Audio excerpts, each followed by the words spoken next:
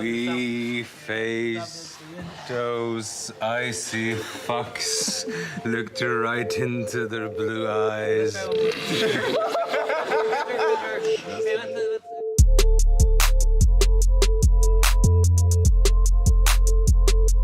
The feast was a wonderful sequence. It was 17 pages long, in one room, and many different things going on. That was really fun, that the feast scene being one of the first scenes we shot. We had a room full of cast, and it was like coming back to school on the first few days when everyone's just so hyper to be back. We were like having fun, cracking jokes, like having a really good time. And yeah, it was good fun. You didn't know Denmark was a country until you met Nikolai. For characters like me, it's great, you know. Get to relax for a little bit, you know, have a drink, hang out with my pals. And obviously after what happened in season 3, rumour has obviously got around that he's talented, so. Yeah, there's that. It's holiday time for Pod. Of course, it's horrible that so many people has died, but still, the show must go on. Life must go on. You have to celebrate it somehow. So the only way is to get very drunk and to have a lot of fun. To Arya Stark, the hero of Winterfell. That feast scene in episode 4 that was a bitch. That was a bitch to plot out. It was a real bitch to shoot. And it's because so much of the scene, like a lot of, I think, the best scenes on Game of Thrones are about what's not being said. If you turn off the sound on that scene, the hope would be that you're really following all of the emotional arcs through the looks that all of the characters are giving to each other. And that's very difficult to pull off. And it takes a director of precision like David Nutter. It takes actors of extraordinary intelligence and empathy and patience. And it takes writers like David and Dan who can really structure it. That was a fun sequence. We had to catch all these, you looking at him, looking at you, but you're not seeing me look at him, looking at you. And a lot of glances, and that happens at parties. I had to do this in a way that everything's connected, but also everything's not connected. So it's all about a question where you put people, and I set it up. So the plan which David came up with was you put them into groups and isolate them to a degree, which we can do with camera angles, so that once a certain group has shot out its piece, we have them traveling up the hall which connects to the next group. So just clever choreography. As far as the lighting, it's always tough because you have all those people eating. You want to shot multiple camera because there's multiple people talking, and so you want to create something that is flexible. So my trick was candles. What we did, we built some boxes under the candle, like some little riser, and inside I had little lights. So the light was coming from the glow inside the table and not just a general top light. Most of our drama scenes were action scenes, simply in terms of the number of bodies that we had on the ground. When you have that many moving parts, it's always going on, and you're always painting a picture behind the actors who are giving the dialogue or walking through the frame. If I was to try to find you and Dan somewhere in the episodes, would I be able to? I think maybe. A madman or a king!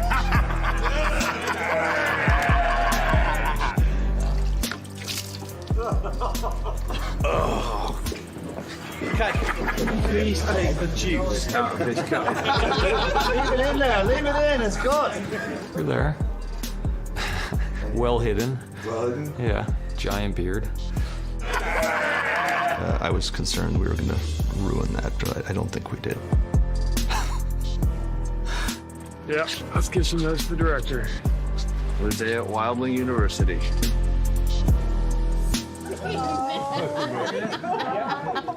Sean? I'd smile, but my beard will pop up.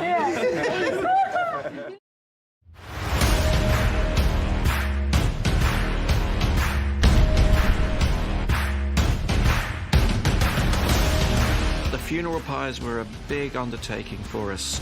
They were wood construction over a metal frame, that being because Sam Conway, special effects, had to have burn rigs inside all of these pyres to be able to burn them at varying rates. the hero's lying down. We did a process of toughened glass and bulletproof plastic underneath.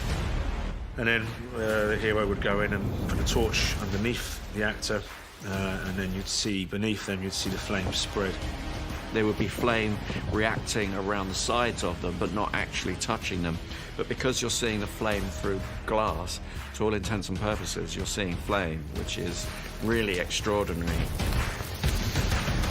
Once we'd finished with the real people in the funeral pyres, they were switched out by the props department for burning bodies, chicken wire bodies that were costumed, because we were actually setting fire to the funeral pyres for real.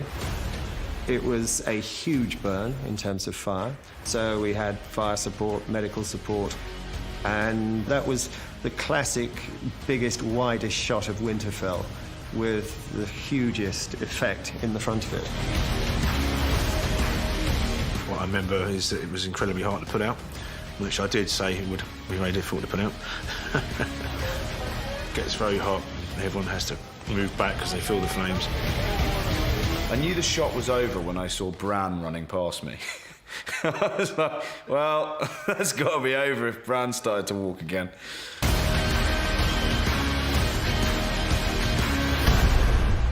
Episode 3 is such a massive battle, and so many people fall during that episode, and part of that is about our heroes, the characters that we really know, and part of it is just seeing the sheer number of other folks who fell. We've got real pyres that were built by our department, and then the VFX team extended them so you can see that there's actually thousands and thousands of fallen.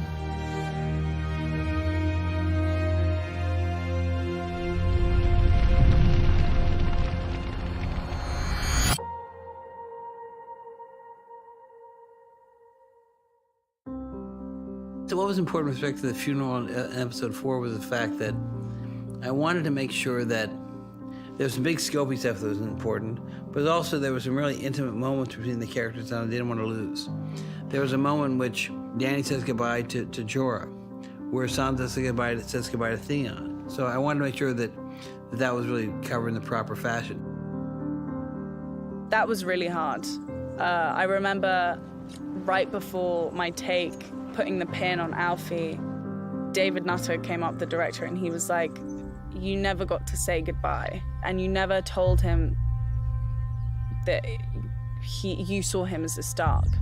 And then I was like bawling, because I'm thinking like, I will never properly get to say goodbye to Alfie as Theon. Like, that will be so crazy. It was something in which we all have situations in our life for people that die at the wrong time and things that happen before you expect it to happen, where you say to yourself, I wish I had said this, or I wish I had done that. So I wanted to make sure that there was something gnawing at her. She took that nugget, made it into something special. She's that great of an actress. She really did a tremendous job there with that. The emotion was easy to capture because the emotion was very real. These are people who've been working together, and some of them for 10 years. Yeah, it was a very difficult thing to say goodbye. Even if the ceremony was fictional, the goodbye and the emotions in the goodbye were very real.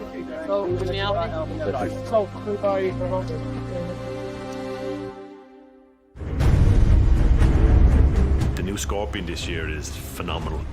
I think with Dave and Dan, they just want to scale everything up. Everything had to be better and bolder for this year. I was hoping to use the same one again, thinking, well, it was great last year. I mean, what more could you want?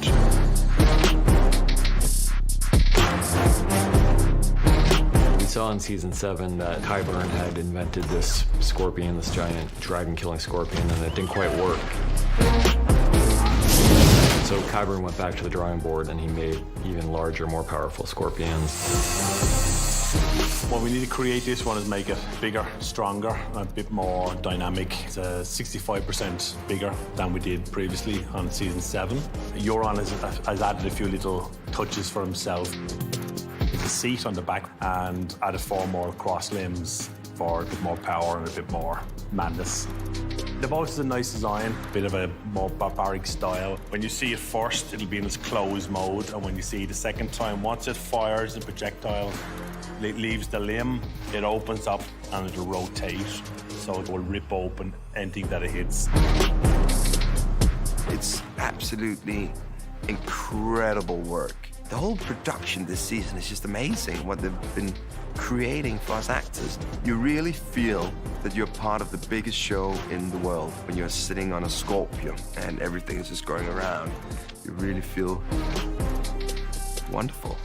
We have Euron sitting on the seat. He's in the back. He's like king of the castle, being swung around by 4 brutes.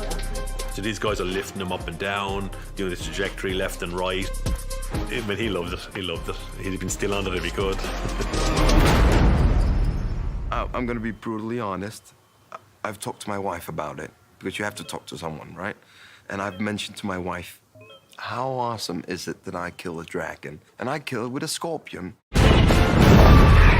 Episode 4 has this little thing called Rhaegal's death. And his demise is some of the gnarliest looking animation I've ever seen. Weta did an amazing job putting that together.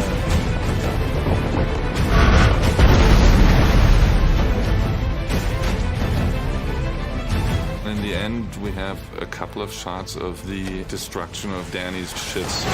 So again, we kind of are in a completely digital scenarios to show how these bolts up close puncture into the ship and tear it apart. And the last shot is a very special one. It's one of Tyrion having this long shot running across the deck. That was another one-er, but kind of a cheated one-er. So we had him running around the deck.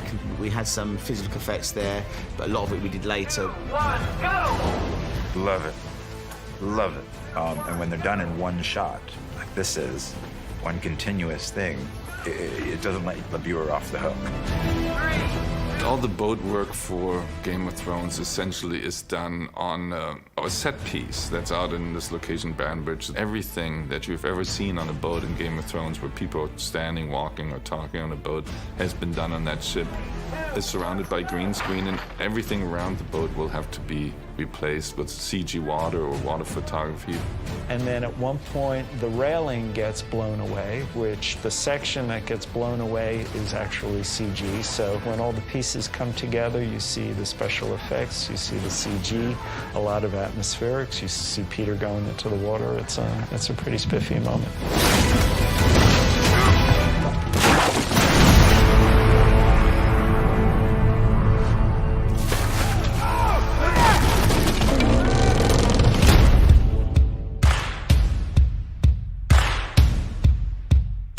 King's Landing, City Wall and Gates. We sort of saw this as a sort of fortification around the whole of King's Landing.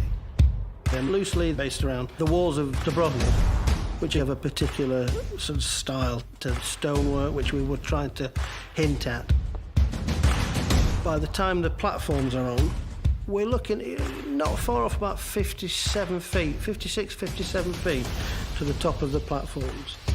The towers are 49 feet high, the wall's about 200 foot long. The King's Landing parley, the challenge is the size of the set. So we quickly decided and convinced everybody that most of the close-up work would be done on a separate set piece that would be built on the ground, right on the ground, and would put them probably at about 8 feet up. So you're able to talk to the actor, bring the camera in a proper, reasonable level to be able to achieve all the shots we had. Stand down! But it's a little bit of a, Hollywood magic. Another challenge was that, of course, this set is incredibly visible from the surrounding area. And the big concern, of course, for this season, more than ever, was the secrecy of the plot. In other words, we wouldn't want to give away that Missandei is going to be executed. So having her stand up there, 40 feet high, there was no way to hide that. So again, later on, we're adding her in there now, oftentimes as a digi-double. But for the close-up work, we shot her separately on stage to composite her on that per location, so we could put it together in the end as a seamless, it's all been shot in the same place.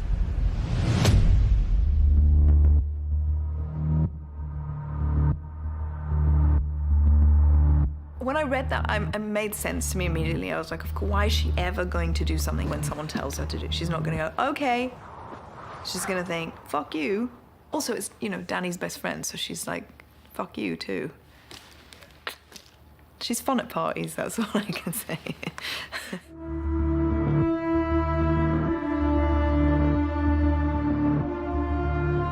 The parley is a Hail Mary pass from Tyrion. He's hoping that maybe if he brings up Cersei's child, he can talk some kind of sense into Cersei. Tyrion talks to his sister in a way that you think that she may actually listen to him for a change. She may listen through her heart and listen to what he has to say and understand it. You've always loved your children. More than yourself. So, I wanted Eva just to hang out there just long enough to have it so that you would think that she may change. But she's got this look on her face where it's just like, that's just who I am. I can't help it. And Lena's a tremendous actress, and that played out beautifully. Bravo marker. There's such a kind of basic kid in her still. So I think she sees him in the moment asking her to do something for him. I beg you. If not for yourself, then for your child. And she can't do what he said. She cannot. It's like a kid and she can't do what he tells her to do. Because that would be surrendering. If you have any last words, now is the time.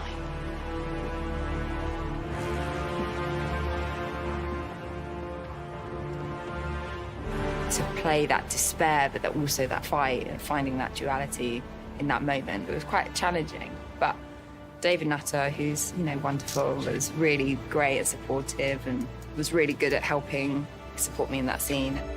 It's sad. It's a sad moment for her because she's to have liberation and then have it just taken from you. It's heartbreaking. Dracarys!